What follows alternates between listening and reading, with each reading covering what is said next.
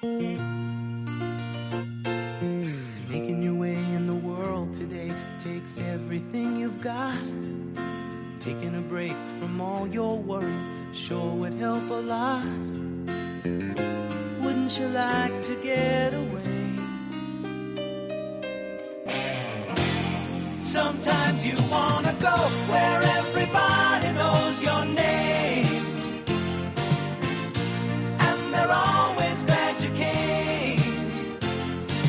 You wanna be where you can see our troubles are all the same. You wanna be where everybody knows your name. Hey everybody, welcome to the Pewtercast, and this is a very, very special episode of the Pewtercast because it's not just a regular episode. That's right, Ren. We are here with the training camp journal with Ren Daxt, the long-awaited one. We've been talking about this all off-season long. Our off-season tour is now done. We are over with that. That is yesterday. We are moving forward. I've got Ren Daxt here who's going to be talking us through some of the stuff from training camp. We're going to go into all of that today. He's got some fun stuff to unveil. But I guess before we get through all that, Ren, how's it going, my friend? Uh-oh. Ren? Hello? Uh-oh. I don't know what's going on with Ren. He's drinking. Ren is drinking right now. Football is back. It's back. You had me worried. I was like, what is he doing? Oh, no. It's silence on the radio. No, I was chugging a Mountain Dew. If I was younger, I would have chugged the whole thing, but, acid reflux, which I'm popping a Alka-Seltzer right now. Counteract that. that video escapade. Yeah, man, football's back. Can't be more excited. You've been waiting and waiting and waiting. You knew the first practice was coming. Mm-hmm. We got a little taste of it yesterday with some press conferences, but man, it was fun to, early this morning, like when you're waking up or however it went. Get rid of this. It's hard to talk when you got an Alka-Seltzer in your mouth, though. It was fun to wake up or whenever you were getting around, and you saw all these tweets from Buccaneers practice, mm-hmm. and they're coming fast and furious, and that's when it really hit me, at least, that it's like we're back. I got my gloves on, I got my swag on, which I only save for game days. I got my hat on, which I wear around, but I am at the expense of looking like a fool. I'm ready. Well, hey, it's good to look like a fool because we are here live for Ren. This might be the first time we have ever done this for a Pewtercast show, for our own show. We are live on video. That's right. People out there can watch us yucking it up for the next hour and change or however long this show is going to take us tonight. We are broadcasting live on YouTube. And so I want to say hello, shout out to all the people who are watching us. The chat room is people are starting to file in. So, hey guys, thanks for joining us. You guys are here for the very first one. We are also live on Mixler.com/the Pewtercast. We got, I don't know, is anybody over there? Yeah, we got one. Dan's over there in that chat room. So you guys have a good time over there. We will, we'll be checking in with you guys as well. Bren, we're just broadcasting live, and this is kind of a new thing for us. That we're going to be experimenting with. We've got some new changes kind of coming to the Pewtercast and some of the formats for our show this upcoming season. And obviously a big part of that is going to be doing more live video, doing this show live so we can interact. One of the hallmarks of this show has been that we get to interact with our fellow fans. And right. I think this is just going to help. It's going to help us get out there a little bit more, help people find us a little bit easier, and just help increase the interaction. And so I'm super excited. And all through training camp, this whole training camp journal, guys, I'm just going to let you know, we've kind of been in a little bit of initial testing phase with some of this stuff before, kind of throughout the summer. We're kind of moving, I guess, Ren, this is like the beta phase. Like we're really testing it out now. And this is it. Welcome. Yeah. So this is it. And, hopefully we'll lock it in before the season gets here. I think the plan is it time to, yeah, we could say this. It's fine. I think the plan is that our instant cast show especially is going to be Dual It's going to be this. broadcast it? Yeah, we'll definitely do it on Mixer because not everybody can sit down and just watch the video. Some Right, people actually need the radio aspect of it, but they still want to join in. But for those who do want to watch video or come back later and watch the video, they can do that. Obviously, this is all going to be on the podcast feed, and the majority of our listeners are going to catch us on the podcast feed. So if you're listening to us there, thank you for subscribing and being a part of the show. We love having you guys there. And if you can, come join us for the live shows because there's this whole thing that happens in the chat room. Man, YouTube's starting to that's kind of fun. Every time I look down at the YouTube channel, I see we have a new person watching. So hello to all of you guys and to those of you in the Mixer chat room. So Ren, you mentioned at kind of at the top of the show that we are going to be going through this is our training camp journal. We're going to be going through some of the things. Now, so far, what we've had was yesterday we had a couple of press conferences from some players. Today we had press conferences from Coach Cutter and Jameis Winston. Riveting. Not a lot of substance. It's kind of all revolved around the same topic. And but I think there was some really interesting things that we got to see from the media corps who was there, who was tweeting out and showing us pictures and showing us video and kind of highlighting some stuff. So this is kind of what we're going to talk about. Ren, I know we're still kind of figuring this out amongst ourselves, but as far as you understand, how we had our training camp journal with Ren Daxt last year. Right. How is this year going to be the same but also different all at the same time? Sure. First, let me start off by, let me sort of give, my idea of why we're doing, we're I guess adding to YouTube because we're definitely not switching to YouTube, right? Because it's always been there. Because the service that Brent pays for, when he posts a podcast, it goes out to like 20 different places. Mm-hmm. One of them happens to be a YouTube channel. Mm-hmm. And we get, like a handful of people that would watch or I guess would listen because it's just our logo up there and listen to the pod through YouTube. And, during this off season, we sat down, we talked about it quite a few times about, look, man, YouTube's a great outlet. Mm-hmm. You tell me that it's the most searched engine in the world, like more than Google. More people search for things on YouTube than they actually do Google. And we have a channel already and we're not using it. So we decided to, if you remember last year, I went to every practice that the public was allowed to go to. I think I ended up going to 11. Mm-hmm. And I just did sort of a fan from the stands perspective about what was going on. Last year there was a lot going on. They're building, the new indoor facility or indoor outdoor, however you want to say it, indoor facility. It's the outdoor indoor facility. There you go. It's outside that you can go inside. So how is it? The reason it's going to be different is because the Buccaneers have cut way back on their open practices. They've cut them in half, basically, that the public can go to. Now, we have a little announcement to come a little bit later, but also Brent, with being a club member, he gets a couple of extra special days to go on there. So, besides those 6 practices that are open to the public, there's a couple more that I'll get to go to for sure. We haven't really worked out if Brent's going to be there or not because he has to come all the way down from Jacksonville. So we decided to do a daily update on practices we can't go to because there are so many. So basically what we'll be doing, besides obviously putting them up on YouTube, and Brent will be popping in and out of Ren's diaries when he can due to availability. What I'm going to do is I'm going to collect all the data on practices I can't get to. I'm going to collect all the data, and then I'm going to write it down and organize it, and then I'm going to stream it live or record depending on, how the schedule goes in my life. And we're going to throw it up. So every day you will get something from Ren's journals. Is it going to be like 8 to 11? We're actually there. Brent and I, or just myself, actually at practice. But every day there's going to be something where sometimes, like I said, I'll just collect all the data, tell you the high points, like we do on the pod, on the Pewtercast.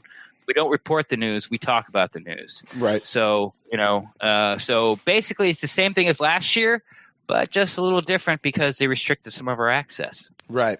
Now, with that, certainly there will be days, as you mentioned, that we'll be able to be there live. You more so than me, though I'm going to be coming down for as many as I can get away for. Right. these practices are early in the morning, so in order for me to make it, I actually have to come the night before, you know. But yeah, I'll be there at 4 in the morning, or leave at 4 in the morning, as someone did last year and regretted it. So you know, and who knows how this particular training camp month is going to go. Now, that said, Ren, I think it's time. I think we can make a little bit of an announcement now as we're talking about that. Which one are we doing? What do you think? The couple of extra days that we'll be able to go. Oh, let's do it. Go for it. You know, floor is yours. Yeah. So you guys out there, you know, and guys, really, this is for you guys. This is for the fans. This is for all of you guys who like to keep coming back and catching kind of the analysis. As Ren said, we don't report the news; we comment on the news. So, you know, it's we're not going to take what Greg Allman says and treat it like we're breaking some news. That's not it. We'll take what Greg Allman says and say, hey, he said that.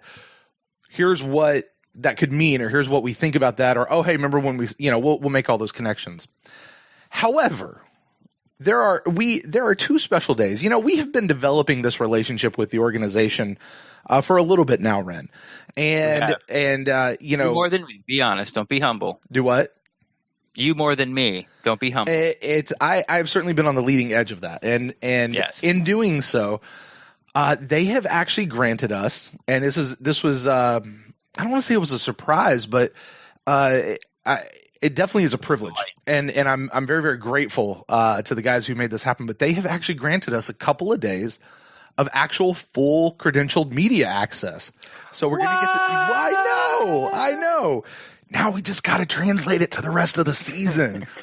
But we're going to take these 2 days and run with it as much as we can. Baby steps, baby. Baby steps. Yeah. So, you know, we'll go there. We'll be joining our good buddy Derek from What the Buck. I hear that there's another, you know, maybe one or two others who might have a media access day here or there. So, you know, we'll see. Because I got to tell you, Ren, that Bucs fan-generated media has exploded.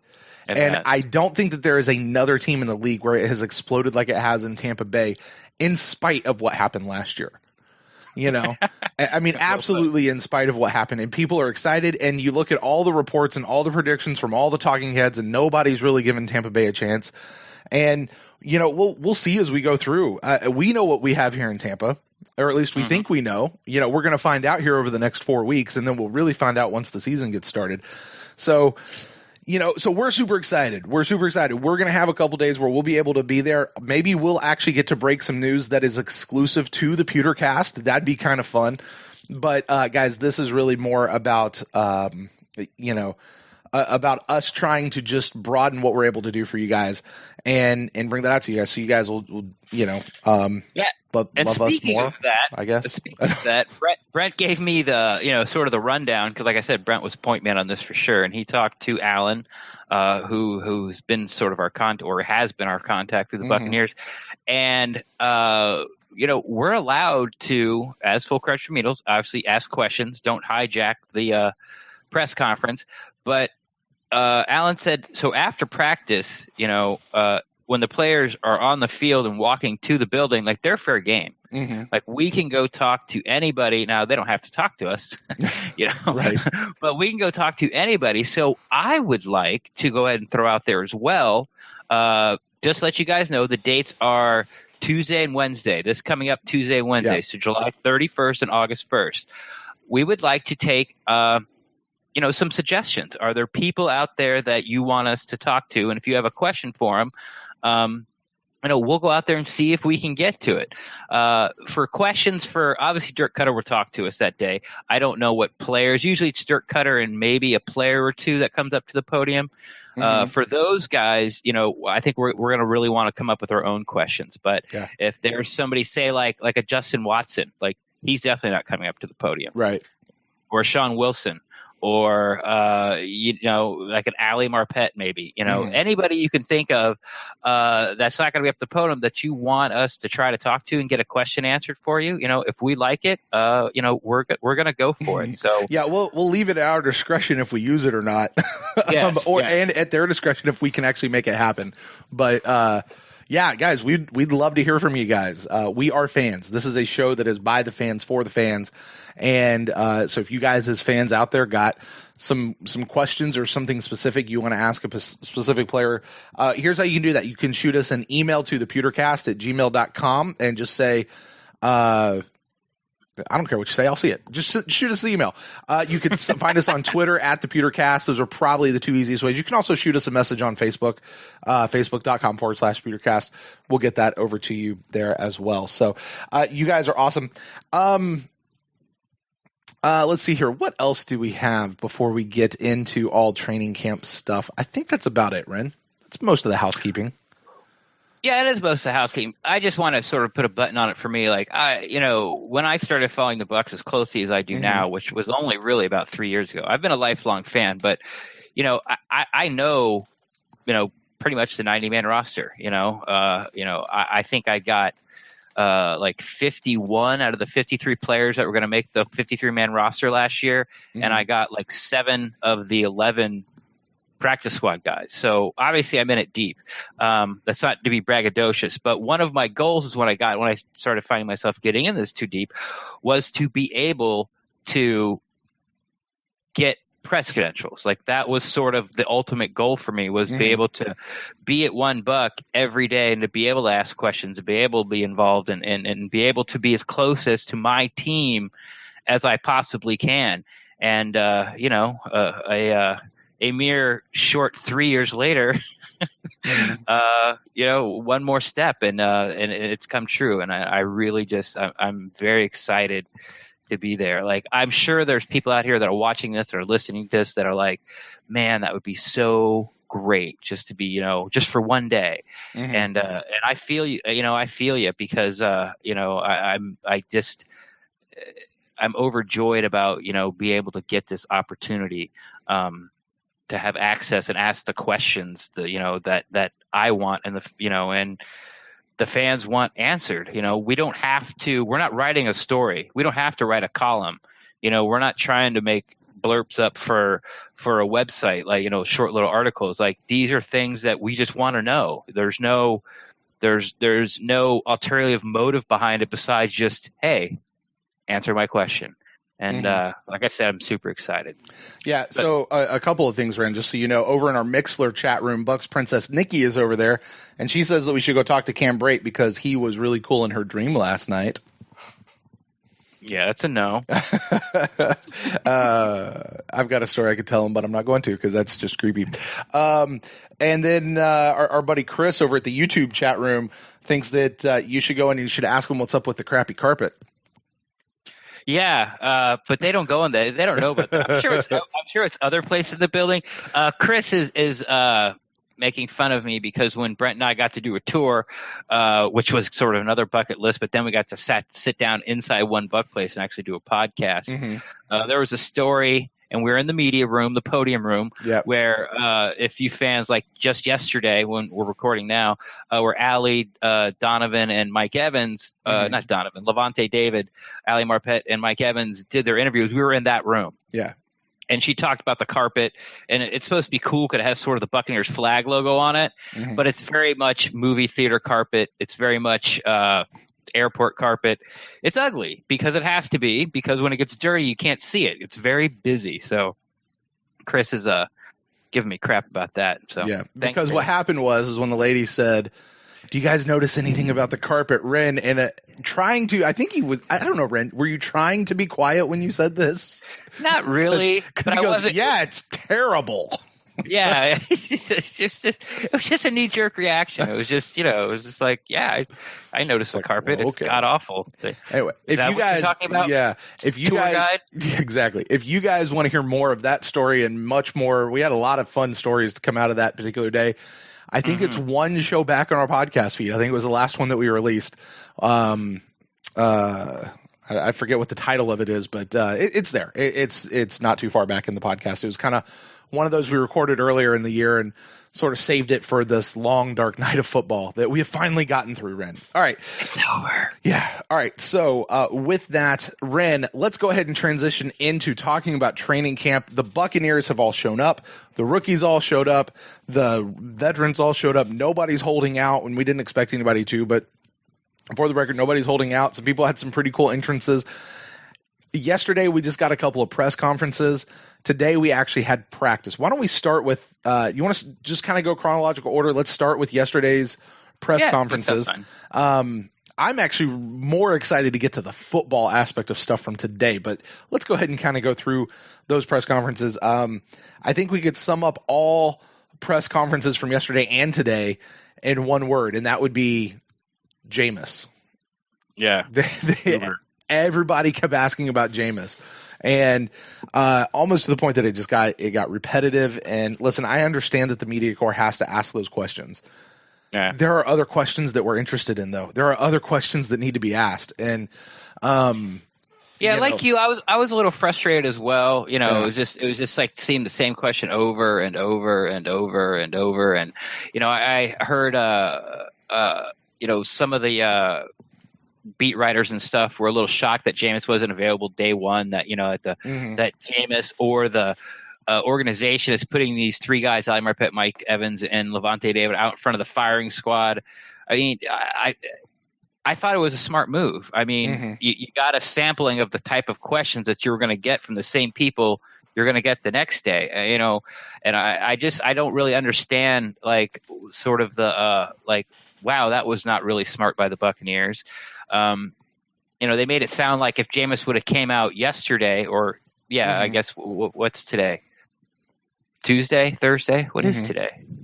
Anyway, if Jameis would have came out the first day, like, all those questions would have been answered. And they're not. Like, these questions are going to linger. So I'm not really sure, like, why that sort of reaction was taken. That seems to be sort of the most of what the Bucs media has talked about, and how the Bucs PR blundered this again. I thought it was the right move to do.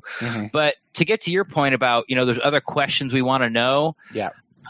It's a tough spot, like you said, because one, they have to ask these questions, and this is sort of the time when they're allowed to ask them. Right. And it's the first chance they've had to ask them too. Right. In a couple of days, they just might start shutting them down, and all these questions that we, the fans, you, I, everyone listening, watching, really want to know, you can start asking those questions tomorrow. And you got to remember, you got 5 weeks of this training camp where, you're going to have to start coming up with questions. You have to find something to ask these guys every single day for the next 5 weeks. So, yes, it was a little frustrating, but I understand it. But like you, I'm ready to have more of these football questions asked and answered. Yeah, and not to jump ahead, but I'll go ahead and jump ahead. Even in Dirk Cutter's press conference today, he went in and I think he graciously answered every question, and most of them were all about Jameis, and it was a lot of the exact same question, just reworded again and again and again. And and he I don't want to say he called them out, but he's kind of like, look, right now you guys need me to answer these questions, and so I'm here answering these questions. I'm going to answer them. And finally, like the next to last question, somebody switched it and actually asked a football question, and you can say, like, all of a sudden Dirk Cutter got excited. It was like, a good question. That's a great question. And he had a good answer. Like it was something, that's what he wants to talk about. And honestly, as a fan, as a person who's interested in what these guys have to say, that's where I am. Like, Jameis is suspended. Okay, fine. A couple, 2-3 questions. Did he apologize? Did he do this? How's this going to affect? Okay, now let's move on. What's this going to affect us? Days 1, 2, or games 1, 2, and 3. Is it Fitzy? Is it possible it's Ryan Griffin? Like, these are the kinds of questions that I'm interested in as a fan, and I think most of the fandom is really interested. And we'll get into that. And then the very last question that Dirk Cutter got answered, it was right back to Jameis, and Dirk just shut it down. It was it was a little bit funny to me, kind of like reading into it that way. But let's jump back actually to the press conferences. I think the thing that we gather from all three of those, from Ali, Levante, and Mike, is everybody supports Jameis. And you would expect them to. The entire locker room supports Jameis. And even if they don't, they're not going to say it publicly. Sure, exactly. These three guys, especially, well, maybe not. Mike and Allie certainly seem close to Jameis. I don't know that I get the feeling Levante is close to Jameis, but they're definitely on the same team. Like they're, for that word, they're brothers, right? They're in this together. And so Levante's gonna, Levante also gonna support Jameis. Levante did use a phrase that caught some ire and some attention, where he just kind of said, "Hey, look, Jameis just made a silly mistake," and ... And here's the thing: I kind of get the idea that these guys, in my head, and I might be wrong, but I kind of feel like, especially for a guy like Levante, where maybe they're not super close. He and Jameis aren't talking every single day. Right? And just, hey, Jameis got in some trouble. He's going to be suspended the first 3 games. And he and Jameis talked about it and said, hey, listen, I'm sorry for what I did to put myself there. It was something so, okay, fine, whatever. Let's just move on. And the word he said was Jameis made a silly mistake. Right. And, he was actually answering, I think, a question from Jenna Lane. And somewhat understandably, he wound up talking about something else and answering a different question, and she brought it back to that to go, do you really think it was just a silly mistake? And, she gave a chance for him to clarify. Yeah, and she later said, listen, these guys are asked to get up there and talk, and everybody deserves a chance to clarify their questions. I personally felt like she was almost personally offended by the phrase a silly mistake. I've seen a lot of people on Twitter who were criticizing Levante for calling it also a silly mistake as well. I think, if anything, it might have just been a silly mistake for Levante to say the word silly mistake, not even necessarily realizing that it was trivializing it anymore. But, I don't think it really was trivializing it. I just, because let's be honest. I mean, it's extremely unpopular to say this because you saw what happened to Levante David, but it was a silly little mistake. I mean, what we're talking about on the grand scheme, as far as assault and sexual assault crimes go, this is the one on the bottom. Yes, it qualifies as what do they call it in Arizona? Sexual abuse. Because that's sexual assault in Arizona, so it's so far down it's in sexual assault. Well, that's what I've read about. So I mean, should have happened? Of course not. Does Kate have every right to press charges? Yes, she does. Does Kate have every right to be mad about it? Yes, she does. Does Kate have the right for compensation? Yes, she does. Does everyone have the right to be mad at Jameis for this? Yes, he does. Yes, you do. Should Jameis be publicly shamed to a certain extent? Yes, he should. Can Levante call it a silly little mistake? Yes, he can. I think I've heard people were like, oh, it's such a poor choice of words. Actually, it's not. It's just now we're so super sensitive about these things that, everything is really blown out of proportion. And it was a silly mistake. It was a dumb situation that happened a few years ago. Once again, not condoning it, not saying it's right, not trying to make excuses. I'm saying, you know what, Levante? I agree with you. It was a silly mistake. Yeah. And, something I hate to say it, that's the most pressing or the most pointed thing I think that came out of his press conference. And, I certainly, Ren, and I think I speak for both of us. I have zero intention, and I mean zero intention of continuing to talk about this whole issue this whole season. It's just, this is what the press conferences were made up of.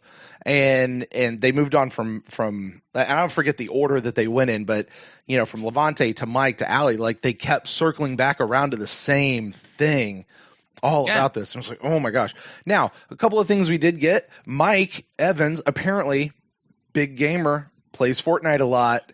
I know you're on PUBG. But you've played your share of Fortnite a little bit.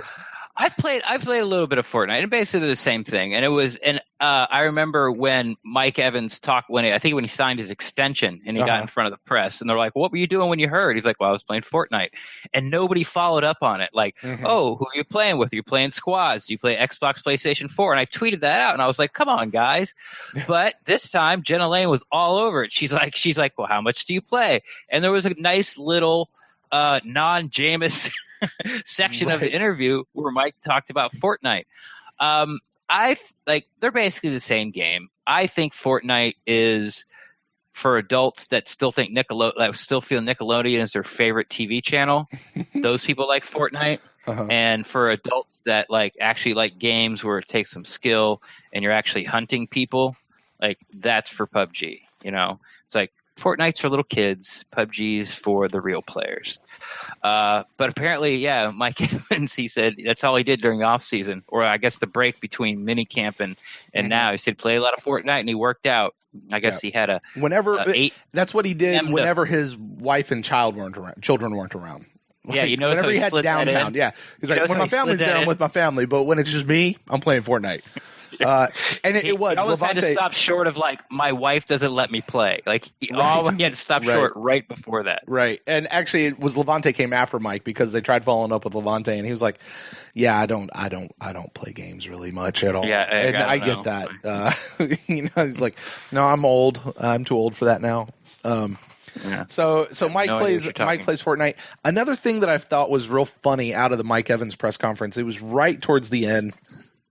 It was one of the media guys, and I couldn't recognize this voice. By the way, I didn't recognize it either. By the way, there's a lot of new media people around the Buccaneers right now. It seems like it'll tail off. It's brand new. Yeah. I hope so. It's a new season. Yeah, I hope so. I hope so. I really do. Why? Because I kind of feel like I've gotten to know most of the guys in the Bucs media room. I can tell their voice when you hear them asking questions in the press conferences and stuff. I'm comfortable with that group of people. It's I know those guys, I just stay with those guys. But I think Greg Allman actually even tweeted out a picture of this. I think he called it a scrum of cameras and media people around Dirk Cutter and Jameis, and I was like, wow, it just seems like it's exploded with what they have going on there. Anyway, it was a voice we didn't recognize. We're talking to Mike Evans, and I forget what the context of the entire question was, but basically he said, I know that you think you probably think that you're one of the elite wide receivers in the league, and and he carried on with his question. And Mike's like, "Oh, I am one of the elite receivers," but the press guy was still talking over top of him, and so Mike just kind of waited for him to stop. And he was like, "First of all, I am one of the elite receivers in this league. I are that," he said. And then he's like, "Yeah," he tried to stop that guy mid sentence. Right? Okay, before you continue, sir. I am an elite receiver. Continue, but he just kept talking, so he made sure. Are you done? You're done. Okay, back to what I was saying. I am an elite receiver. Right. Yeah, I thought that was funny, and I thought it was funny how he didn't know Jameis wasn't going up on the mural, and he was just really more worried if he was up there. Right. Yeah, he's like, "Am I up there? I don't care. Am I up there? I'm up there. Am I up there?" I got that. I kind of got that feeling in listening to Mike's press conference. Yeah, you remember who was it? Marshawn Lynch out in Seattle. He'd go into these press conferences and he'd he'd sit there, set his timer, and just stare at them while they asked him all sorts of questions. And then once his timer went off, he got up and walked away. Because he just wasn't going to answer questions. You kind of get the feeling Mike is almost stopping, a couple steps short of that, because he's like, "Hey, look, they told me I got to come in here and answer these questions for you, so I'm in here to answer these questions. But I'm not gonna, he's not going to give them anything juicy. He's not." He's not going to be mean to him. He's not going to be mad at him. None of that kind of stuff. He's just, he just doesn't care. Yeah, he just doesn't care. He does not care if he doesn't care about being on a presser. He doesn't care about them asking him questions. He doesn't care. Right. He likes his family, football, and Fortnite. Right. That's it. And they were asking him "Oh, well, do you get mad if you don't get it? How are you going to feel about not getting enough touches and not this and not that?" He's like, "Man, I want it all. I want more touches. I want more scores. I want more touchdowns. I want to win more games. I want the ball more." He's like, "But look, I've had, I don't care if I get one touch, no touch, nothing. As long as we come out at the end of the game and we win, I'm good." And you know what? I love that. I love that. And I mean, Dirk Cutter kind of said that same thing last year, right? When he was asked a similar question about the wide receivers. Look, as long as we're winning, everybody's good. It's when you stop winning that everything kind of gets a little weird. But, I just love that out of Mike Evans. Look. My follow-up question would have been, well, how many wins? Like how many losses in a row before, like if the Buccaneers lose 3 games in a row and you get 1 catch each, like now are you upset? Or how many wins does it take for you to only get 1 catch a game for the whole entire season? How many wins is it going to take for you to be happy? Because there's always a breaking point, right? I mean, everyone says that. Well, as long as we win, okay. Well, guess what? You went 5-11. Right. So I mean, you didn't win. You got the ball, but you didn't win. So how many wins is it? Like how many wins? How many losses does it take? But it's an interesting question. So there's a breaking point for everybody on that canned answer. Yeah. Let's see here. What else? Levante in his press conference talked about Kendall Beckwith. Said that Kendall is coming along nicely and he's real hungry to get back out on the field. I know, and we'll get to this, Darius Taylor, a.k.a. Glanton, was kind of basically filling in for his spot, right? Which that's the way the depth chart works. The number 1 guy, which is Beckwith, is out. So you go to this next man up, right? And that's Taylor. So I like hearing about that. Yeah, apparently Beckwith is walking around with no limp, and he looks good. He's just not practicing. Yeah, I think the trainers, they're just still trying to clear him. Like there whatever protocol he's in, they're just trying to clear him, and they'll get him there. So that's good. Allie, I liked hearing Allie. He's become a lot more comfortable, I think, in front of a microphone. Yeah. Remember a couple years ago, him and Donovan did this little radio show thing. Nobody really ever listened to. It wasn't very good at all. No, whatever. Except everybody ever, and it was God's gift to Buccaneer Radio. Yeah, it was, and needs to come back. And like you could almost picture if Donovan hadn't done that show, there was no way Allie was going to do it. Yeah, you know what I mean. It to begin with, anyway. And certainly over the course of that time, Allie got a lot more comfortable being there and talking to those guys. But I just I feel like Allie, I feel like he's just a lot more comfortable around that kind of stuff. I think he did a great job answering all the questions they asked him. I don't even remember. I watched it. I didn't watch it earlier today. I watched it yesterday. But a great job. It was all Jameis stuff. It was, a couple of questions about the new shakeup of the offensive line. That's right. It was just, I'm happy about being next to Donovan. I'm happy about being next to Ryan. Blah blah blah blah blah blah blah.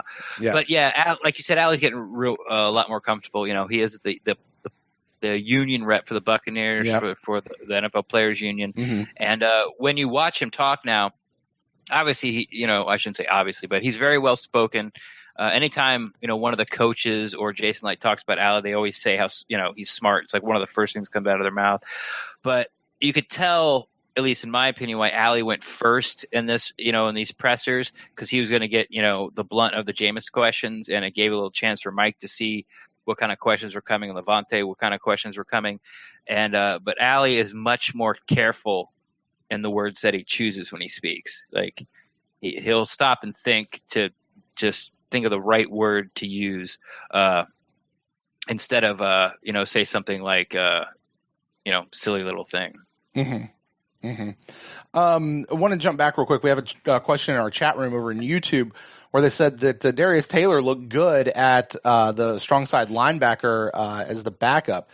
Does that make Beckwith now feel like a wasted pick, given that Taylor was looking so good in that spot, and we had Taylor before we got Beckwith? Well, that's a good question, and my answer is no. Why? Because they both got hurt last year. When Beckwith went out, Darius Taylor's been a backup. You've heard me talk about him, Brent, for 2 years now. We know Scott Reynolds is high on him. All I've been saying for 2 years is when he's on the field, all he does is make plays. So I've always been wanting to get his shot. But Beckwith is just sort of a bigger version, and that's what you need at the Sam linebacker. But, if that's the way you thought, you should have been saying that last year, and I guess the best way to justify it is, well, Taylor was only in there for a couple of games and he ended up breaking his leg. So if he was starting, then Beckwith would have been right there. And, hopefully the defense didn't miss a beat. Like, people get injured, man. You see it. That's why you need depth. That's why you need 3 starting corners. That's why you need 8 defensive linemen. That's why you need 7 offensive linemen.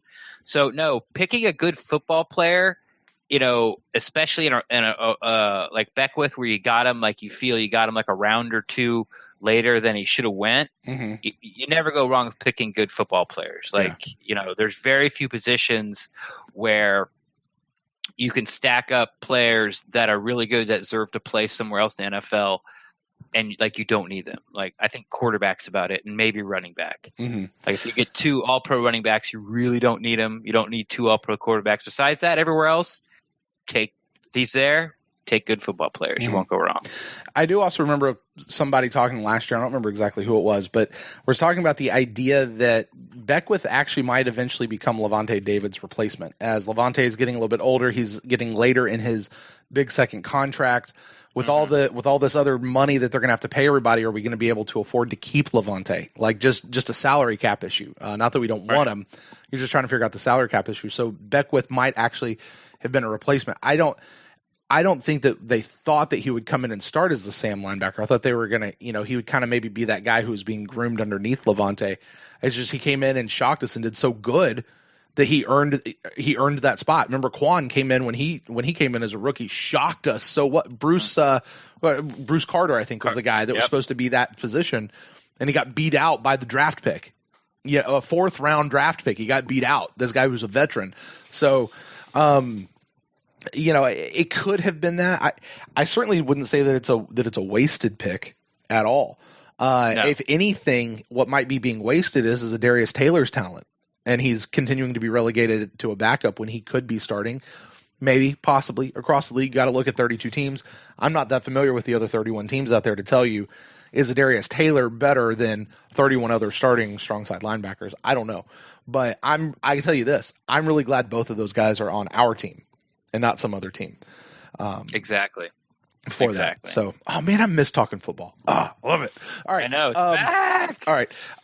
So let's move on from that. I guess the only other really big topic over the last couple of days, Ren, as stupid and silly as this sounds, however, where are you going? You and I were talking about this a month ago, like a full-on month ago, the banners outside the stadium. Oh, yeah. And oh, my God, Jameis Winston is not on one of the banners. It's the other guys. Everybody's freaking out about it. I'm just in back saying, I kind of told you so. Right. Now, here's the deal. Not every banner that's going to go up around the stadium is up right now. No, they're all up. Well, no. The 4 in the corner, but there's other banners that will be around the stadium in various places and various, not a corner one, and they may not be that big, but I got you. I don't know that Jameis is completely removed, but at least for right now he is. I mean, can we chalk this up to anything other than, well, of course that's the case with no Jameis? Yeah. I mean, and I think Rick Stroud said it best when talking about it. Like, it was a lose-lose situation for the Buccaneers. If they put Jameis up there, especially after everyone freaked out about his T-shirt, Jameis Against the World. Oh my gosh! Yeah. And then you just saw what happened to Levante just 2 days ago. About he used people. I didn't like the phrase you used to describe what Jameis did. Well, I don't care. Anyway, sorry. But I don't care if you liked it or not. No one, and guess what? No one else does either. But so if you put Jameis on there with those optics of, the first time you saw him publicly, basically the nation saw him was on that Instagram that no one liked, and now you throw him up there as as the NFL has basically found him guilty as a sexual abuser.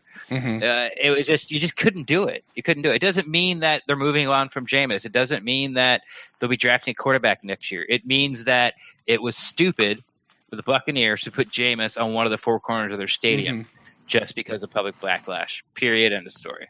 I agree. All right. I'm never going to talk about that again, other than to say, all right, I told you so, because we talked about that like a month ago, and it wasn't that big deal then. I don't think it's that big of a deal now. I think it's just obvious. All right, moving on. Let's talk about today.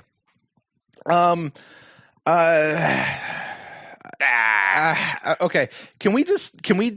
I mean, is there anything specific you want to talk about from the Dirk Cutter or Jameis Winston press conferences? Because it was all stuff about the suspension, and I don't care to rehash that anymore. Is there anything that came out from Dirk and Jameis today? I'll be perfectly honest with you. I haven't even watched a Jameis Winston interview presser because I read so much about Twitter. You know, there's been 2 podcasts that have been come out already since after practice before we went. I've listened to both of those, and it's already feel like it's been rehashed to death. You know, these 2 days of these Jameis questions, and once again, I get it. I'm not mad about it. Mm-hmm. I don't. You know, this is our podcast, and we don't care to talk about it. Like, great.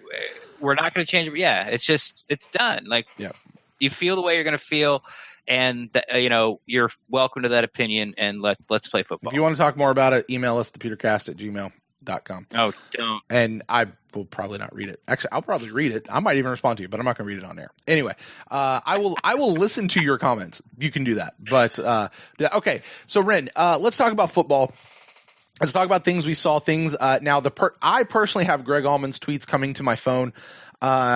Just so that I can get those constant updates. I feel like he probably is the most prolific tweeter out there from the media corps. I think he tends to just you talk about a guy who just puts out the facts. That's generally Greg Allman. So, you know, nothing against any of the other guys. It's just his just come, and they come fast and heavy, man. I think he put out a thing saying when he walked out onto the practice field, his phone was at 100% and it died before he got back to the building. Cause he was just on it that much. So, thank you to Greg, and I suggest you guys follow him if you don't. And right behind him is Trevor, who's running the Peter Report. Yeah. I know. And, I've noticed that Joe Bucs fan is starting to try to get into it now, as far as tweeting like videos out. But that's really about it. You know, I mean, I'm going to do the hell out of it when we get there, right?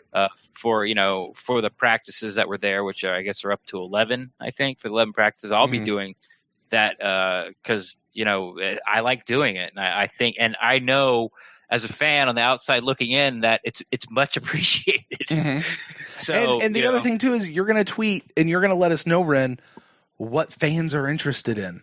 That's true. Not just reporting to report whatever you want to report. Like, it's going to be what people hear. So, I kind of want to divide things. I've got things in my list here, and I've sort of divided up in 2 sections. One is things we sort of expected that just got confirmed today, and then things that we didn't expect, or at least that I didn't expect. I actually only have 2 things in that particular category. So let's go with things that we expected. And I'll go first. The first thing I got was the defensive line rotation. I don't want to say that we nailed it, but man, we nailed it. It's exactly the way we thought. The starting, at least the ones, was JPP, Gerald McCoy, Bo Allen, not Vita Vea. It was Bo Allen and Vin Curry. Right. And then their second line was, help me out here. Unrein, Vea, Golson, and it wasn't Spence. It was actually Will Clark. It was Will Clark, that's right. And then, but when they went into like a nickel package, obvious third down, obvious passing situation. Yeah. And then wasn't like JPP kicked inside next to Gerald McCoy, and that's when we saw Noah Spence come out. I think is what they said. I was a little surprised by that. I'm not sure if it's because Spence and JPP both play right end, because Vinny Curry bounced around all around the Eagles line when he was there.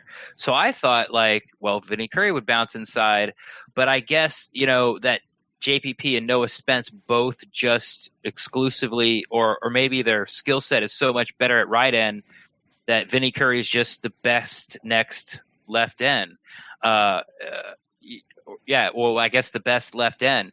But in an effort to get Noah Spence's speed on the field, they like JPP enough in his inside pass rushing and obviously his run stopping too, that they go with the obvious third down situation. So Noah Spence is just going to be, at least from one day of practice, and before anybody gets injured, because they're going to get injured, is been delegated to just like the speed guy off the edge on obvious passing situations. Yep, I agree. So defensive line was there. The linebacker situation, no big surprise, Quan Levante. And then they had Taylor taking the first team reps. Of course, that would have been Beckwith, except Beckwith is out with an injury right now. Right. And then the second line there was Riley Bulla, Sitchy, our draft pick this year, and Bond. Thank you. Was it Sitchy? Yeah, it was Sitchy. Wow. Yep, Sitchy. That boat's good for him. It does. To go back to the defensive line spot, so we named 9 guys, right? Yeah. Right there. Yeah. So when you start looking at guys like Stevie T, we know that they just released Channing Ward, who was a defensive line guy. They released him to an injury. Of Patrick O'Connor, I think, is another defensive line guy. Or is he offensive? I think he's defensive line. No, he's defensive. Some of these guys, we're probably really looking at practice squad guys, because I think that's going to be barring injury. I think that's our 9 is JPP, Jordan McCoy, Bo Allen, Vin Curry, Mitch Unrein, Vita Vea, Noah Spence, Will Clark. I think that's it. That's our 9. And I don't think we're keeping 10. We might. And the only spot that is up for grabs at all, 8 of those are locks. Right. The only spot, if they go 9, because they could only keep 8, but if they go 9, the only spot up for grabs at all is Will Clark's spot. Yeah. And it's possible. It is possible they'll keep 10. I doubt it, but it is possible. So I don't think so. We'll see what happens. I'd give it like a 10% chance, maybe. That might be high. Well, it all depends on injuries, but I think we're just too deep at all other positions where you could normally you could cut away from a linebacker, right. But I think they're just too deep there. Or you could keep 4 wide receivers, but I think we're just too deep there. Right. Tight ends, we're just too deep there. Like those are the spots you can sort of like make up room, because you need your corners, you need your safeties. Yeah. Maybe running back you could run with 3. Right. We're gonna have to keep 3 quarterbacks at least for the first 3 weeks. So it's well, but remember, for those first 3 weeks, Jameis doesn't count against the 90-man or the 53-man roster being suspended. So that's good. And so we'll actually only have 2. I mean, unless they keep this Allen kid or whatever his name is, we'll actually only have 2 quarterbacks on the roster the first 3 weeks. Now, what do we do weeks 4 through 16 or 17? Who knows? Right. Who knows? So, but you mentioned the cornerbacks. So something they told us they were going to do. It's exactly what we expected. Vernon Hargreaves III was our starting outside cornerback in our base package. In the nickel package, he moved up to the starting nickel guy, and in came, I think it was Ryan Smith. I want to say it was Ryan Smith, which was our guy from last year. So it looks like currently, as it sits right now, Ryan Smith is getting the nod over Carlton Davis, and then MJ Stewart, I know, is another slot guy or nickel guy. What do you make of that? I know this is still early football this year, but Ryan Smith getting that nod over a guy like Carlton Davis that so many people are excited for. Yeah, I just like you said, it's early. I've said on previous pods that, however, how do I put this? The way the cornerback room or the depth chart is going to break down all depends on how Vernon Hargrave plays. Yeah. If he plays great, then he'll stay at outside left. He's going to have every chance to win that starting position. So, but then comes into account, even if he does win the outside starting left cornerback, do they really like him enough at corner that he'll move in all the time? Or will they just try to, put MJ Stewart or Javian Elliott, in that corner spot? But I think what they're trying to do and what they're going to do, unless Vernon screws it up, is he's going to start outside left, and then when they go to 3 wide, he's going to bump into corner, and the battle is going to be between Justin Smith and Carlton Davis. And that's going to be the battle. Ryan Smith. Ryan Smith and Carlton Davis. Yeah. Ryan Smith and Carlton. Like, that's going to be the spot, because if Vernon does go inside, that left outside cornerback that goes to Smith or Davis, they're going to play probably average around between 65 and 70% of the snaps anyway. Yeah, exactly. It's like having a starter. Exactly. Like, they'll play more than probably 60% of the defensive line. They will. All right. Hey, Ren, I want to do something. Now that we're actually talking about football and we kind of got all the other crap out of the way. Yeah. I want to open up our phone line. It's because we have the setup here. It's already in. So if anybody wants to call in, you got some thoughts on today, or you want to comment on what we're talking about, you guys can do that. I want to open that up. The number is 864-729-BUCS. That's 864-729-BUCS.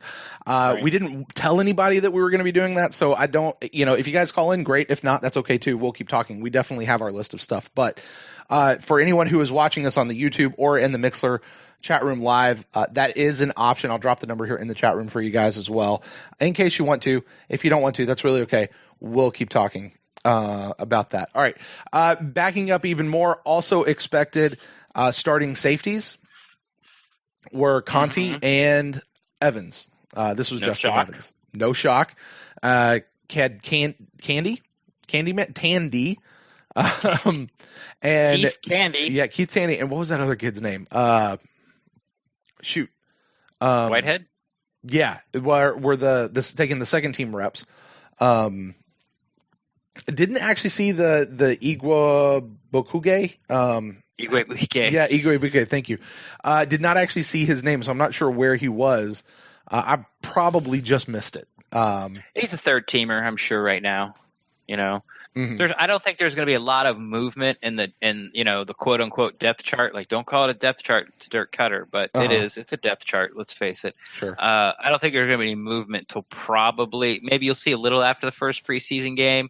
But if things move at all, second, third preseason game is when you're going to start seeing like maybe somebody like Igwe Buike come in and start stealing some second team reps, things like that. So that kind of wraps up our defensive side, things that we expected to see. Right. I didn't have anything on the defensive side I didn't expect. Was there anything that surprised you from things you saw or heard about defense today?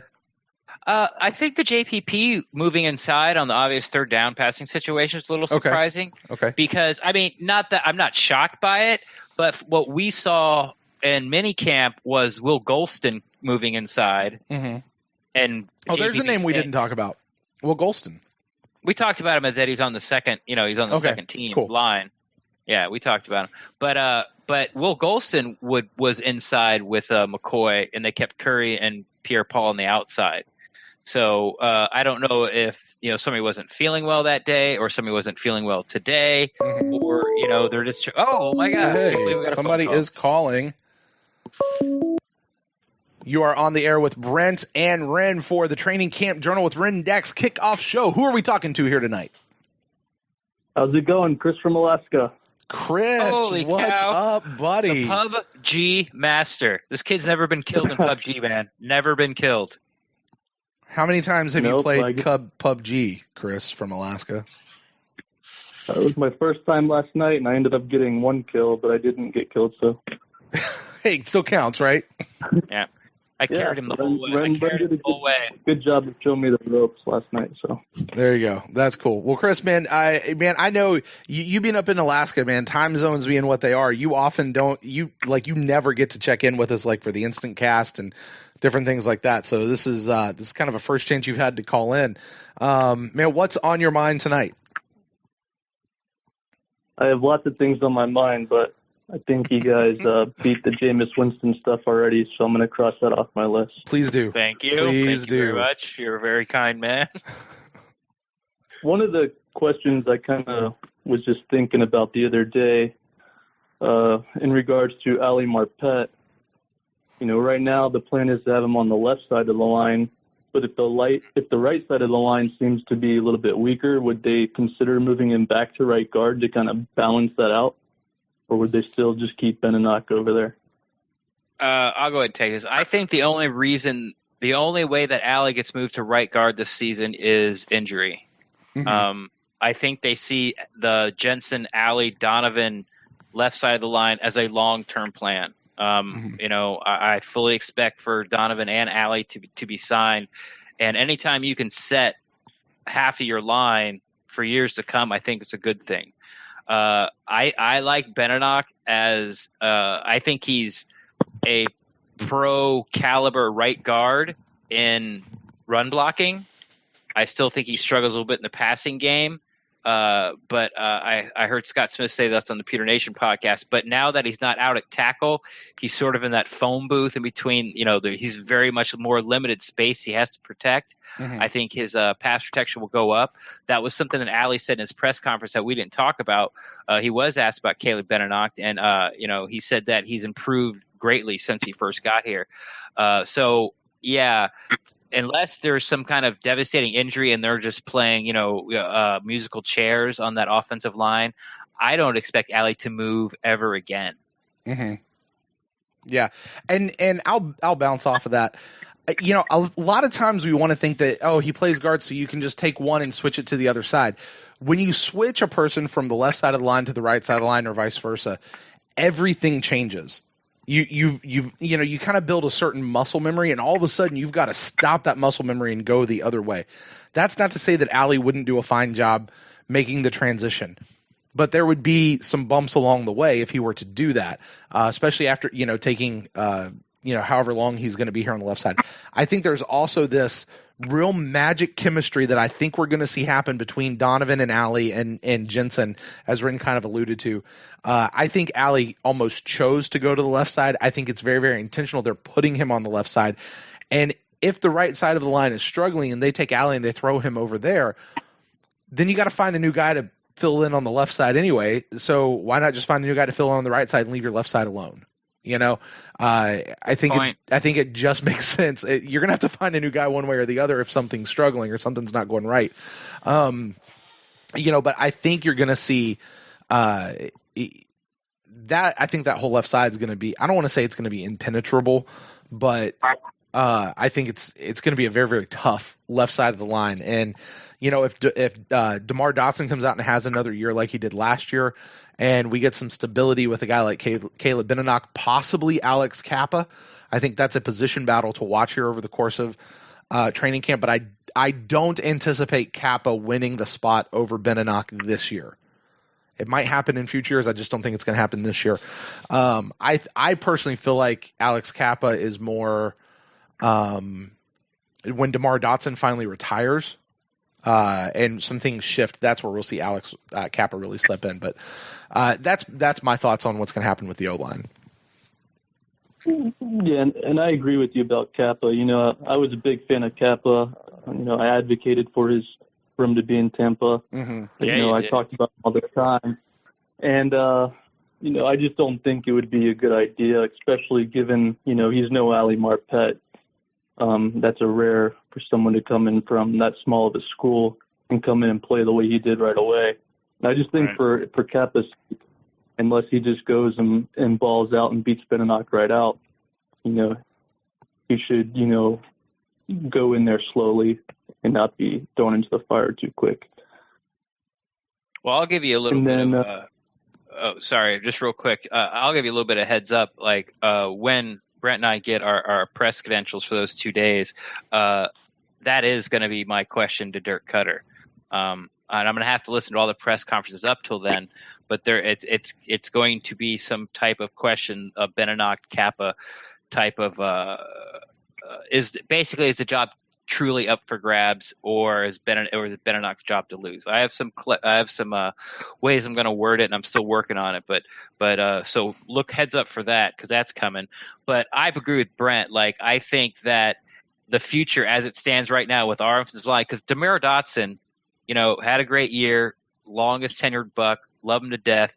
The guy has missed at least 3 games for the past 3 years. So chances are he's going to go down. I'm not saying he's injury prone, but he's going to go down. So then Benenocht's going to kick out back to tackle, and Kappa's going to slide in. I fully expect to see that by the end of the year.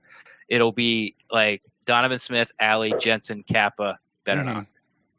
And I'll tell you the best thing that's going to happen to this offensive line this year is, even if that happens, Ren, we don't have a rotating position. Not yet. Because even if that does happen and Benenocht does kick out and Kappa comes in, that's still a fairly set line. So hopefully we don't see that rotating out and figure out what's going on. So that rotating thing last year still baffles my mind. I think it had a much bigger impact than people give it credit for. What else is on your mind, Chris? I'll keep it offensive line centric here. Watching Ali Marpet's press conference yesterday, they asked him, I don't know the exact question, but it was on the lines of what's going to be different about the run game this year. He kind of said there's been a lot of changes, and in one of those changes he mentions, drafting Ronald Jones now. And, we all know last year it was either, 40% of the offensive line, 60% Doug Martin. But do you think that was just a direct shot of maybe Doug Martin was the problem? I don't think Ali intentionally was taking a shot at Doug Martin, as he was more trying to tell people how explosive Ronald Jones is. So that's what I'll say to that. Like I drank the Doug Martin Kool-Aid last year.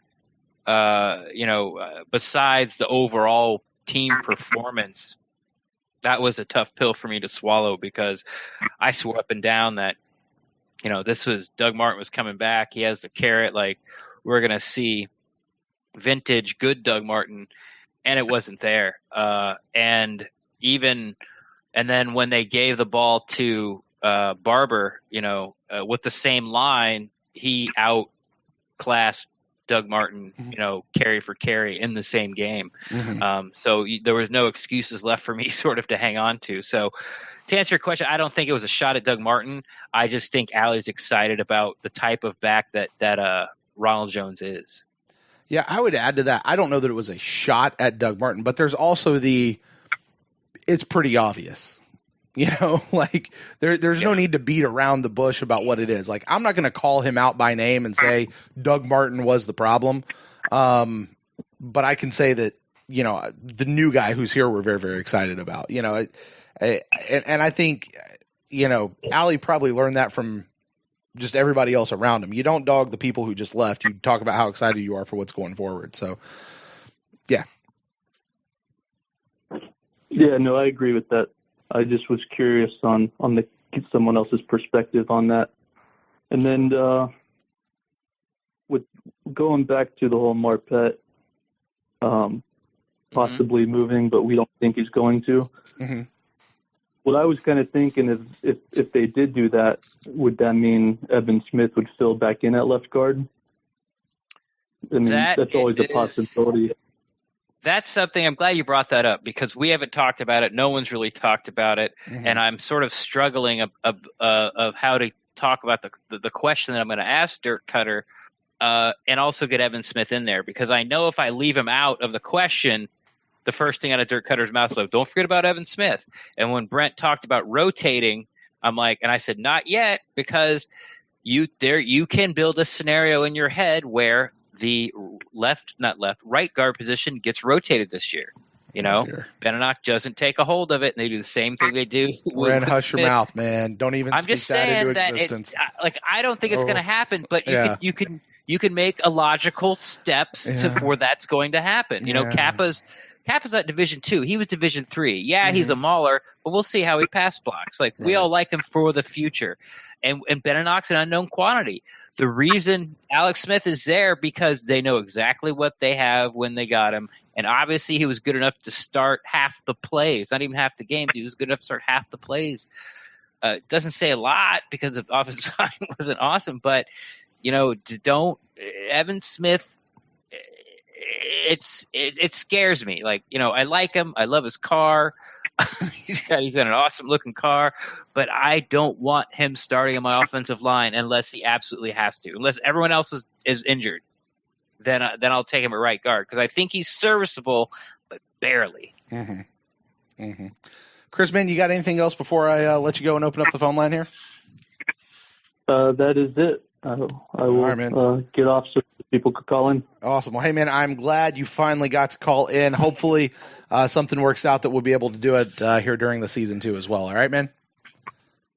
All right. Thank you guys very much. Cool, man. Talk to you later. No problem, man. See you on the pub of the G. Yeah, I like Chris a lot, man. He's highly interactive on Twitter. He's a guy that I feel like I'm talking to an old friend when I talk to him. Even though that might potentially, Chris, I'm sorry if I'm overselling. That's your first time, or maybe it's not. I just, there's a lot of people who call into the show, so I don't always remember. But I think he's told me before that he's just never had a chance to call in. So that all's going to change. I was talking to him last night. We were playing PUBG. He's moving to Virginia. Oh, is he? Cool. Yeah. Awesome. Better time zone. Time zone. All right, so we were talking about better internet connection. There you go. We were talking about things that surprised us from the defensive side of the ball. You mentioned JPP kicking inside. Was there anything else, or are you ready to jump over to the offensive side? Yeah, I'm ready. Awesome. To jump over. So things we expected from the offensive line, or from the offensive side, we'll start with the line. It's exactly as we said it was going to be. Mm-hmm. Donovan Smith, Ali Marpet, Ryan Jensen, Caleb Beninock, DeMar Dotson. DeMar Dotson was back, in case anybody didn't hear about it.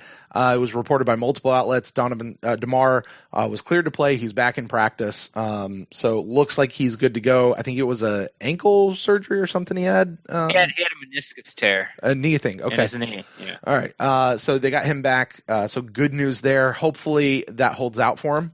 Because I gotta be honest with you, Ren. I'm worried about DeMar this year, and I hope I'm worrying for nothing. Yes, exactly. And I hope I'm worrying about nothing. I heard him on Ira's show, and he said, "Hey, listen, I'll keep playing as long as somebody gives me, as long as somebody lets me keep playing. Yeah, as long as you keep paying me, I'll keep playing." You've only got to play like 12 games a year. Yeah. So I really hope he has gas left in the tank. He says he feels like he does. He says he feels like physically he feels as good now as he did back when he was a kid. He just didn't. He's just not healing. He's not recovering as fast. But he feels like he's in a good spot. So yeah. Yeah, I don't think that. I think he can still play, but like you said, that's the big thing with him. Can he, as the season started getting to week 8, week 9, is his body just going to start to break down on him where a week just isn't enough time for him to recover and to be able to, hold down that right tackle position. The past 3 years it hasn't been. And so, here's hoping, but I wouldn't put a bet on it. Right.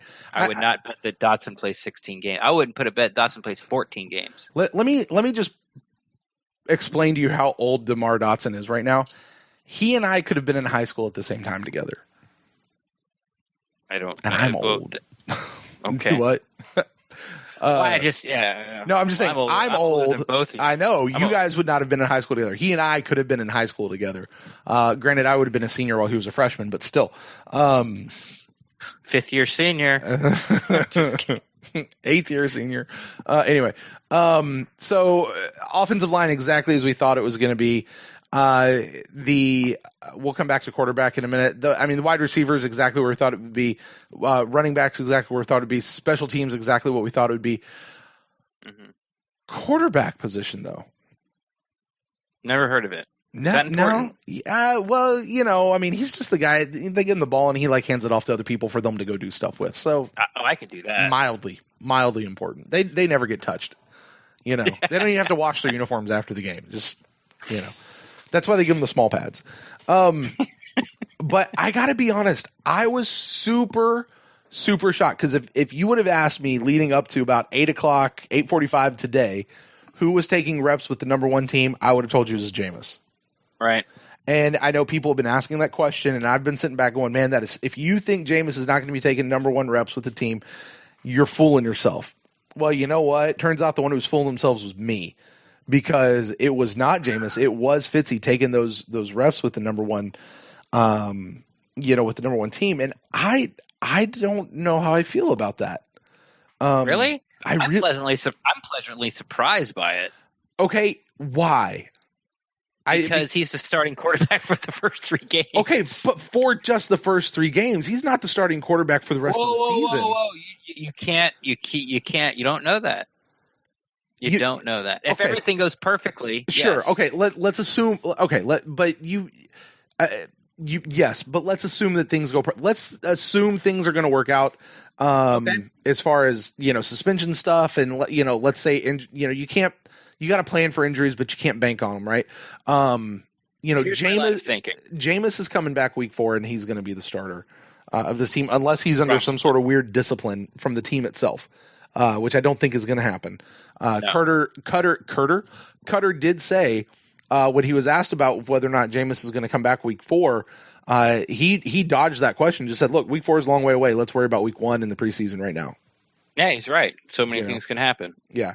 He does, and it's not so much that he dodged a question. I just think he knows that if he says something now and then he's got like 2.5 months, you're right, and it doesn't come true now, it's like, oh, I thought you said, a lot of things can happen. Yeah, a lot of things. Smart on Coach Cutter's part. Yeah.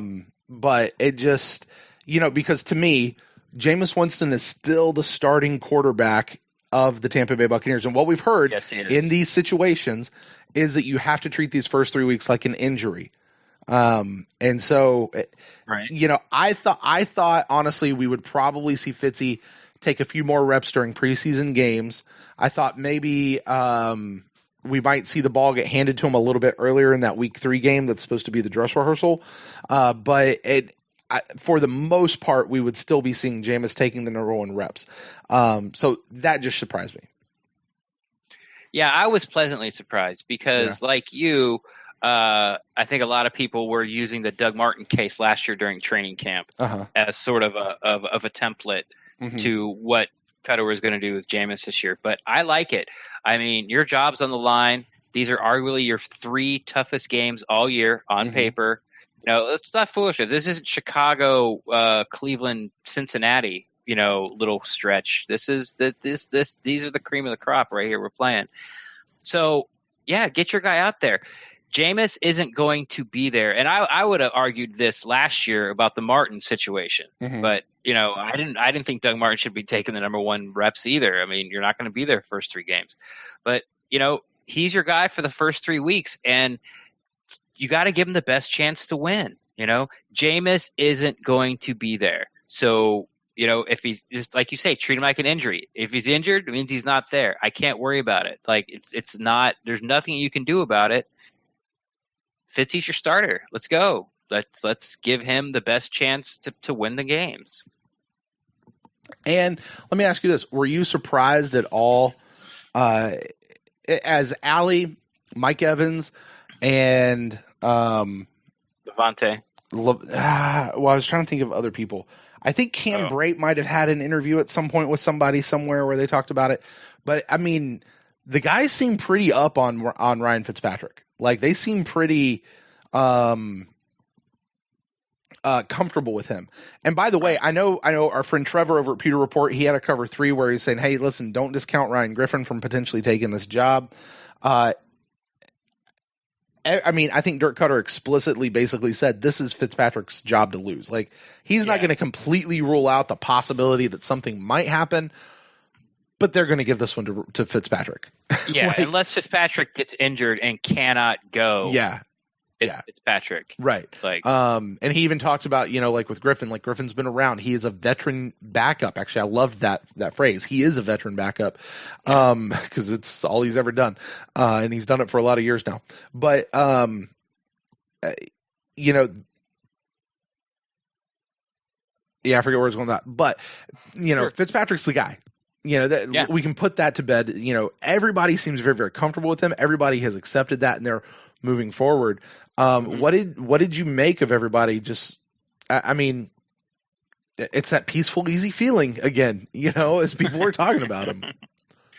Well, you're not going to hear. I'm not. It's more. I don't want to say it's player speak. But it's no one's going to say a bad word about it. No one's going to come out and say, well, how do you feel about Fitzpatrick? Well, we're going to go out there and try our darndest for him, but I'd feel a lot better if Jameis was under center these first 3 games. Mm-hmm. Yeah, you believe in Fitzpatrick? Yeah, you feel. Of course, I believe in Fitzpatrick. Even Cutter even said that today. He's like, look, I've said this I don't know how many times. If he's on our roster, I believe in the guy. That's why he's on the roster. Mm-hmm. So, yeah. Okay, I got to be honest. Hold on. Go back to that, though. He says that. All right, and I get where he's saying that. If this guy's on the roster, then he believes in the guy. Right. Okay, you also have to take that and you have to apply that to Doug Martin. Okay, fine. Right. A lot of us actually believed in Doug Martin. Some people never did. We could take that and apply that to Ryan Russell. Mm-hmm. We could apply that to who else is no longer here? All the Robert Ayers. We can take that and apply that to Chris Baker. Yeah. Like, where are you going with this? No, I'm just like, do you really believe in them? Like, I mean, they may be your best option that you have right now, but do you really, That's semantics. I mean, it's you don't have a choice. Like, I know where you're going. It's like if he's out with Jason Light and there are like 3 bourbon on the rocks in at a bar, is Dirk Cutter gonna be like, that Ryan Russell man, like I'm scared as hell when that guy gets in the game. He just doesn't have the skill set that we need. Does he say that? Yeah, but you don't have a choice. Mm-hmm. You just don't. You still got to play him. So what do you have 2 choices. You either sit there and feel crappy about him being in the game, or you sit there and, try to coach him up and feel good and, work around him for having in the game. There's only 2 ways you can play it. And I think the way to do it is not get all depressed and get all funked up about it. It's the way it is. That's it. End of story. Go play. All right. Go on from there. Move on. Fair enough. So Fitzy, now Dirk Cutter did clarify something with Jameis because it was reported. Like I said, I get most of my information from Greg Allman. He said that Jameis was actually throwing with the 2s, and then Ryan Griffin was kind of sparingly throwing with the 3s. Cutter later in his press conference clarified. He said Fitzy's taking the reps with the 1s. Mm-hmm. Griffin is taking the reps with the 2s. Mm-hmm. Jameis is rotating between the 2 of them. He's going back and forth. So it's not so much that he's taking reps with the 1s or taking reps with the 2s as much as he's kind of rotating in. He's taking reps away from both of them. Right. Is what he's doing. Right. So say if Jameis was number 1, Fitz was number 2, and Patrick was number 3, Griffin was number 3, Jameis would get, say, 90% of with the 1s. Fitzpatrick would get probably 95% with the 2s. Griffin would get 95 or 100% with the 3s and 4s, and he'd get 5% of the 2s, and Griffin would get 10%, or Fitzpatrick would get 10% of the 1s. Instead of doing that, now it's like 80% Griffin, 20% Jameis with the 1s, 80% Fitzpatrick. I'm making it more complicated. Fitzpatrick and Griffin get 80%. Griffin with the 1s, Patrick with the 1s, Griffin with the 2s, and James is taking like 20% of the 1s and the 2s. And also, he's probably doing the 3s. But this is something we'll find out. I'll find out Sunday exactly how it goes. And don't set this in stone. Like this Ryan Griffin playing with the 1s. That's just day 1. Remember when we showed up, we talked about Will Golston being inside at minicamp. Carlton Davis was starting outside nickel corner. We're like, whoa, he's already starting outside nickel corner. Wow. Well, we come to find out the next day that Ryan Smith, was nursing like an ankle twist or something. But at first look, you're like, oh, look at Carlton Davis moving up the depth chart. No, it's just Ryan Smith just wasn't going that day. And by the way, to your point, this is exactly why we'll be doing the training camp journal, so we can track those things, and hopefully, get a glimpse into where we're going, but also mitigate some of the, oh my gosh, Vernon Hargraves is the new nickel guy. Well, sort of, not really though. It's kind of what we expected. So yeah, I'll be interested to see as we continue on, what that looks like with Jameis. Cutter did mention that they felt like they had a pretty solid plan. I think this is a solid plan for what do you do with a quarterback who is suspended for your first 3 games, arguably the 3 hardest games on your schedule for the entire season, and has been touted by many to be the hardest 3-game stretch in the modern Super Bowl era of football. To start a season. How do you do that without your starting quarterback? And knowing your starting quarterback is going to be coming back, provided everything happens right, to get him ready to play. Because that's the thing. You still have to get Jameis ready to play. Jameis has 3 weeks to work out and watch Chicago Bear tape. Yeah, you know that, but that is not the same thing as playing real live game, though. Okay, that's great. But then he'll come back and he'll have all the practices. I mean, they're going to set up like Jameis, when Jameis leaves one Buck in 4 weeks, they're going to have everything laid out him for what to do. They're not allowed to talk, but they're going to have a whole plan. Jameis's training coach will call and be like, all right, Cutter, what do you want him to do? No, you can't do that. You can't. I mean, they might, but I doubt it. But he's going to have a whole, like, almost this is what you do this day. Every single day he's gone, the Buccaneers are going to hand him a folder and go, this, and they're going to go over it with him before he leaves too. You know, right? They can't check in with him, and Jameis is going to do it. He's going to come back more prepared for that Chicago game than he ever would have been if he started those first 3 games. All right. Sorry, Chicago Bears. We're going to be on the Chicago Bear review come that week. We could see a repeat of last year with that Chicago game. Just hopefully we don't see the repeat of the rest of the season following that Chicago game. So anyway, all right. Well, that was pretty much everything for me as far as things that we expected and things we didn't expect. Was there anything that hit you that I didn't cover? No, Barber started. Rojo was behind him. I kind of would have liked to know what sort of the rotation was after that with the Rodgers and Wilson.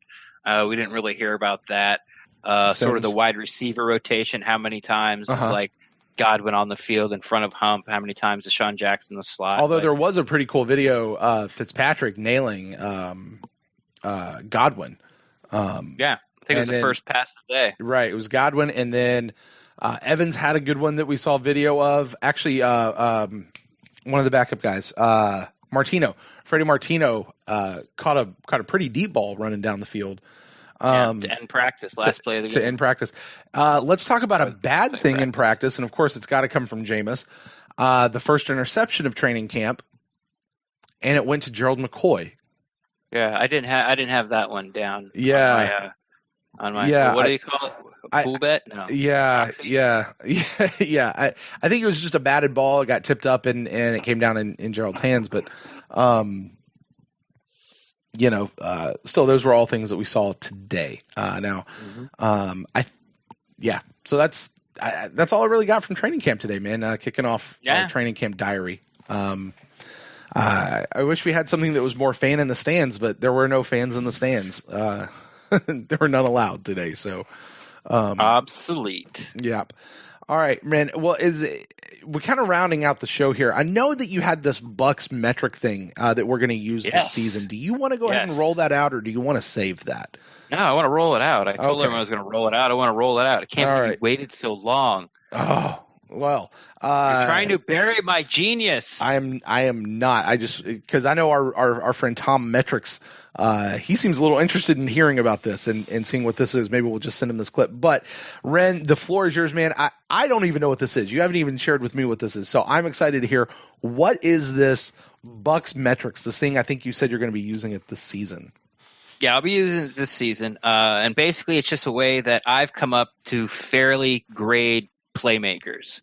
You hear it all the time when, sort of the pundits and the podcast, like, we need playmakers. You got to make a play when the game's on the line. You got to step up and make a play. So I've come up with a point grading system to grade the players, and I plan on getting the all 22 this year. So I'll be able to go over each game and do what I have to do, and sort of score it all out. So by my scoring system, you'll be able to tell who the playmakers are on both offense and defense. Now, I will say this is sort of it's a better for the defense.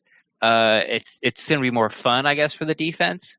But so here we go, and I'll give you a little example. I'll go over this, and you'll sort of understand exactly how this goes. Okay, for defense, now you get a single point as a defensive player if you get a tackle for a loss.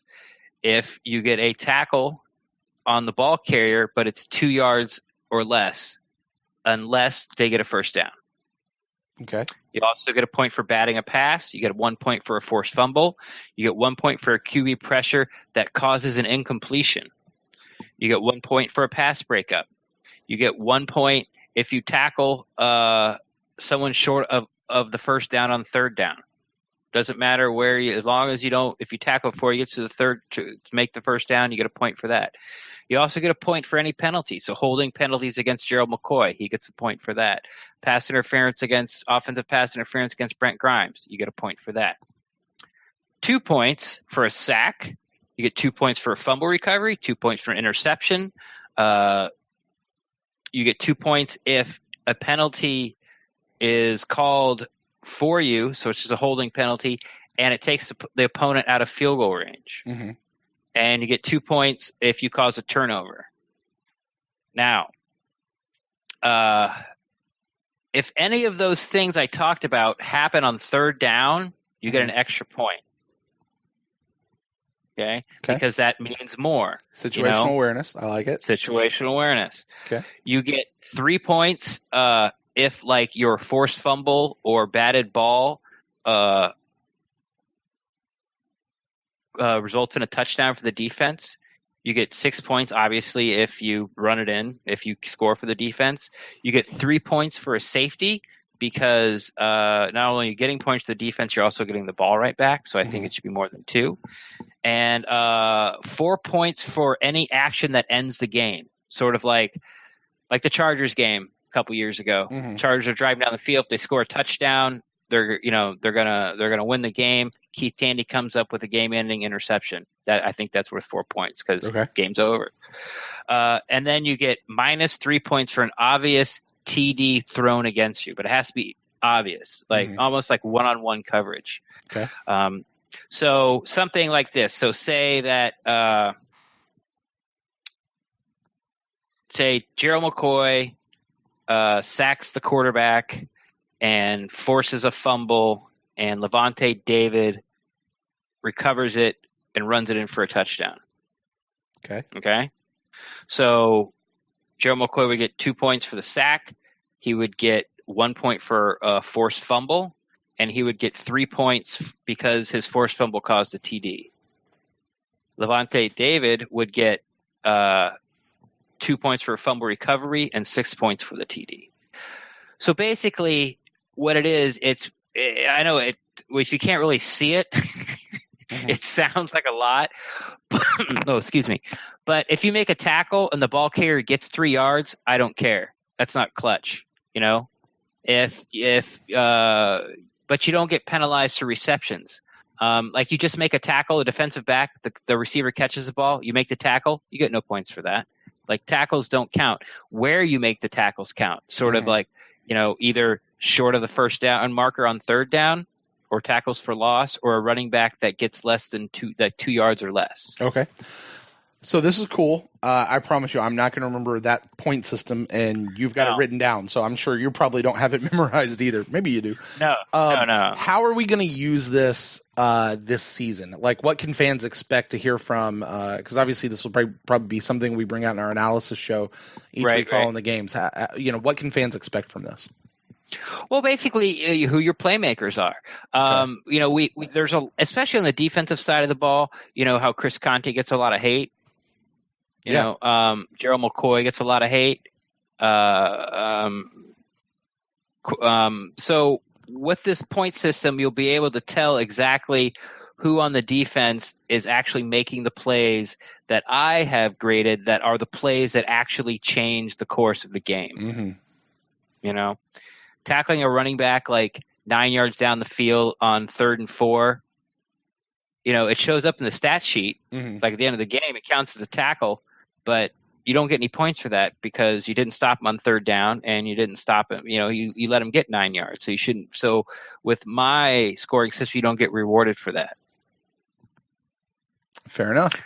So I think we'll do a segment. I think we'll do a segment as maybe like, I don't know what we won't call them, playmaker, like the playmaker segment, and we'll just sort of run down the list of how the points are scored. Cool. Offense, it's a lot simpler. One, I'm not doing quarterbacks because there's only one quarterback. There's really no one going to compare him against. Okay. So like whatever yards he throws, like all those stats, they already get counted. So I'm not even counting quarterbacks. It's just running backs, receivers, and tight ends. Actually, it would be unfair to grade the offensive line. So what I'm doing is if you get a carry over 5, okay, this is what gets you 1 point. You carry the ball over 5 yards, get a 5-yard or more carry. You get a first down, or if you get a reception between 15 and 29 yards. You get 2 points for a carry between 16 to 14 yards, reception 30 to 79 yards, 3 points for a carry of 15 plus, a reception of 80 plus, or if a catch or a carry converts a fourth down, you get 3 points for that. Okay. Then, of course, if any of those actions happen on third down, you get an extra point. So if you carry the ball for 6 yards and it gets a first down, you get 2 points instead of 1. So what do you do if, and you might be getting there, like let's say Charles Sims is in the game because maybe he's on the team and, they throw the ball to him. He catches it. He receives the ball, but it's behind the line of scrimmage. He turns around and turns it into, say, a 4-yard run. Right. I'd say that's, assuming that gets us over the third down line or the line of scrimmage. Well, that'd be Charles Sims, right? He comes in on third down. It's a passing situation. Did he get a first down? Let's say yes. Let's say it was a successful play. He gets 1 point for the first down. And 1 point for the first down, but no additional points for just doing his job. You don't get a point for doing your job. You don't get a point for catching the ball. You don't get a point for just getting 5 yards. Right. What what important that play? You got the first down. Right. There's your point. Gotcha. Yeah. Okay. That's what this is about. Yeah. I like it. If you catch the ball, it's so it's 3rd and 7 and you catch the ball and you get tackled, for a 6-yard gain. There's no points. Right. You didn't do what you're supposed to. Right. The team's off the field at that point. Yeah. Right. Yeah. So, you didn't get it done. 6 points for a TD, but I do have there's some minor, if you lose a fumble, it's -3 points.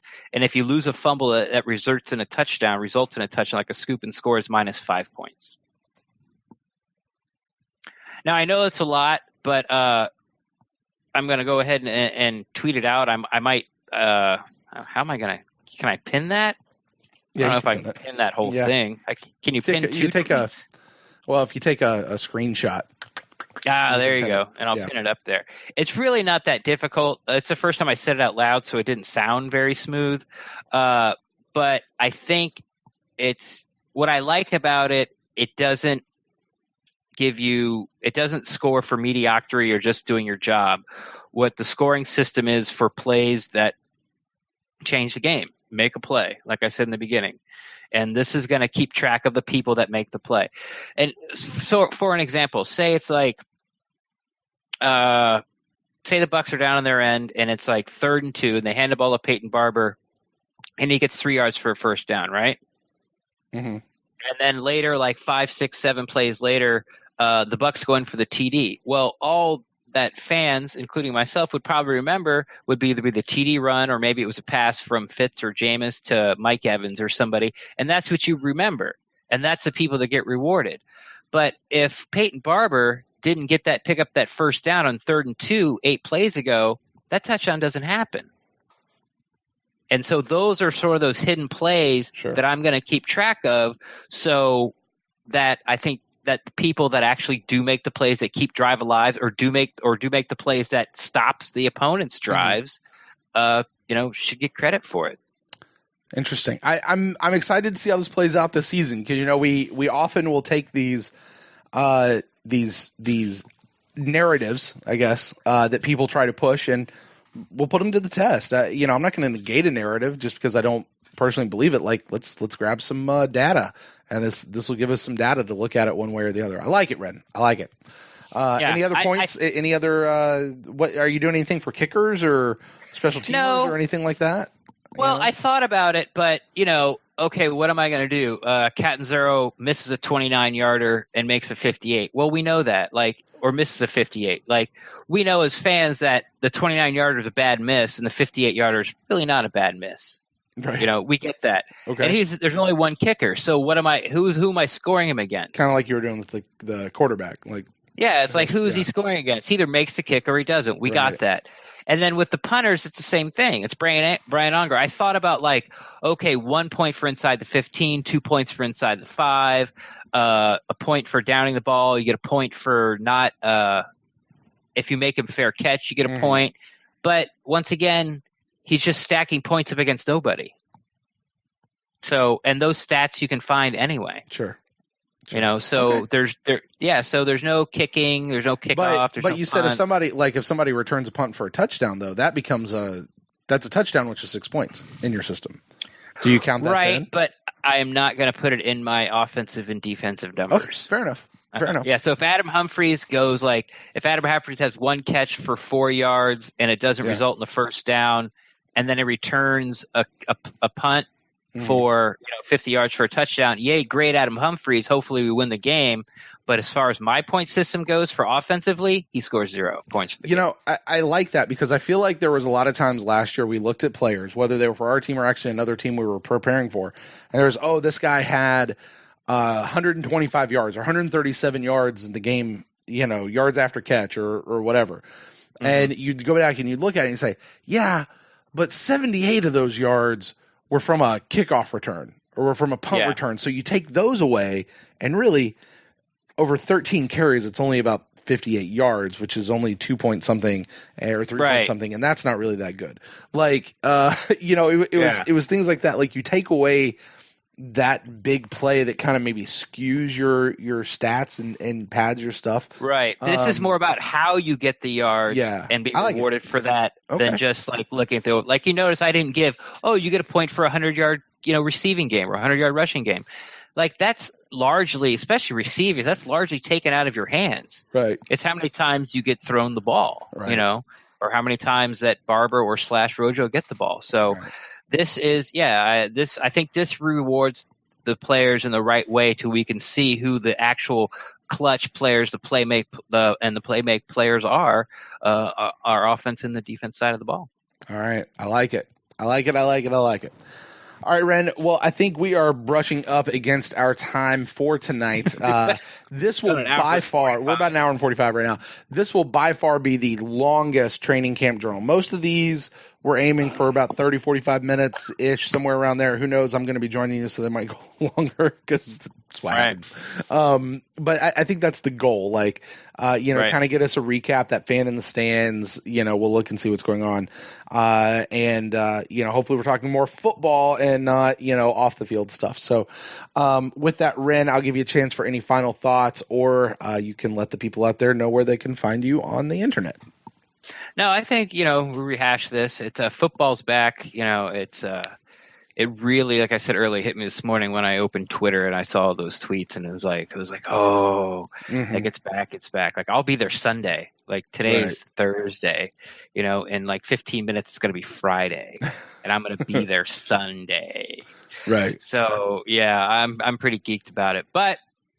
As always, the best way to get hold of me is on Twitter at Ren Daxt, REN_DAXT, and I'm always down to talk Buccaneers football or play PUBG. Yeah, there you go. Hey, can I tell you guys something? Do you know what's at the printers right now, or the press, or whatever it's called right now? The very first Pewtercast official T-shirts. Really? Yes, and you know what's on? Am I going to get it by Sunday? Maybe not by Sunday, but hopefully we'll have them by next week. And do you know what is written on the back of those T-shirts? At least the first run of them. I do. Yes, you do, because you just said it, and you say it every episode, my friend. I'm always down to talk Buccaneers football. So I'm excited for that. Anyway, if you guys want to find me, you can find me personally at Brent Allen Live across all the social medias. Would love to talk with you guys there. You can find the show at the Pewtercast on Twitter, facebook.com/the Pewtercast, or you can email us to thepewtercast@gmail.com. I want to say thank you to everybody who joined us for the live show. I'm excited to kind of kick off this new format, this new platform. Made it. We're going to use YouTube a lot better. This is going to we're still jumping in. This is the old Google Hangouts. This is what's built into YouTube. I think we've got a beat on some stuff that's going to make this look a lot more fancy. I know our friend Gene from Buck What You Heard. He was actually doing his show at the exact same time we were tonight. I like his setup. I think it looks real pretty. But we'll be doing things to help make this go a lot better. Thanks to Chris from Alaska for getting to call in. Was not really an instant cast show, but we were able to just kind of throw that up there. But for all of you guys who joined us on YouTube, interacted in the chat room, once again, Ren, that chat room's like its own show within a show. And if you only listen to this on the podcast feed, thank you for subscribing and downloading. You're awesome just the way you are, but you're missing a whole other show. And then I also want to say thanks to everybody who joined us in the Mixler chat room tonight, listening to us live on the radio app, so to speak. You guys are awesome. I love seeing you guys. Some very familiar names popping up in that chat room as well. So you guys are awesome. You guys can look for this show, guys. This will be coming out on the podcast feed. We'll get this edited, posted up hopefully here within the next little bit. And you can come back. You can check out the video on YouTube. It's no longer just the logo and you get to listen to us. You actually can watch Ren and I as we record these episodes. So we got to get our YouTube subscribers up. Yeah, come on, man. We got to get those up. So it's already going up, which is really cool. I've been watching it.